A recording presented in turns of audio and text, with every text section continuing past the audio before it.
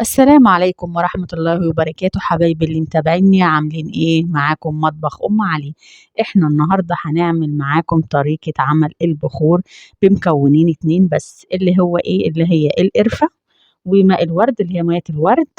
وهعمله بقى معاكم بطريقة حلوة قوي، وهنقول بقى نشكله ازاي وهقول لكم طريقته هتبقى ازاي معانا في الفيديو.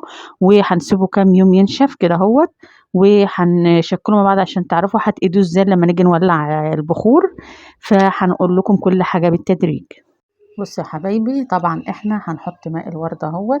احنا مش عايزين نحط كتير عشان انا عايزاه زي الرمله المفلفله كده، ما يبقاش ايه لايق طري قوي. الله على ريحه ميه الورد وجمالها، طالعه الريحه جميله جميله. والقرفه لوحدها يا جماعه ريحتها حلوه قوي قوي، يعني الصراحه انا بحب من عشاق القرفه، وبحب القرفه في اي حاجه. ففعلا البخور بتطلع ريحته جميله قوي.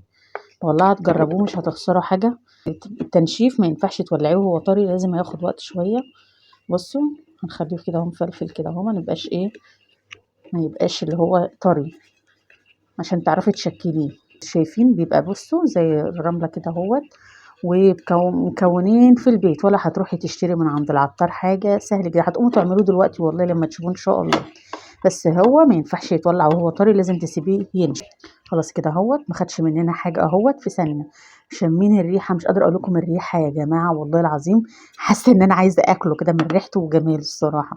فاحنا دلوقتي هنشكل معاكم كده. هنا عندي ايدك كده اهوت، هي تمسكي فيها كده اهو لحد ما تاخد وتدي معاكي، لحد ما تقدري تشكليها التشكيله اللي انت عايزاها.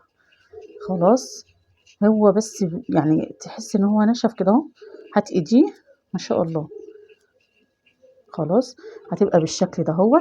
هشكلها معاكم بقى، وهنقول ايه، هنعمل كده اهو كذا واحده. بصوا يا جماعه، لازم يطلع لها بوز كده اهوت.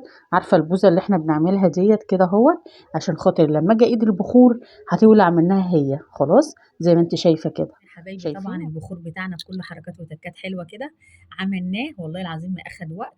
طبعا احنا في موسم الشتاء ما فيش شمس كتير. عملت ايه بعد ما عملت الاكل النهارده؟ لقيت الفرن سخن.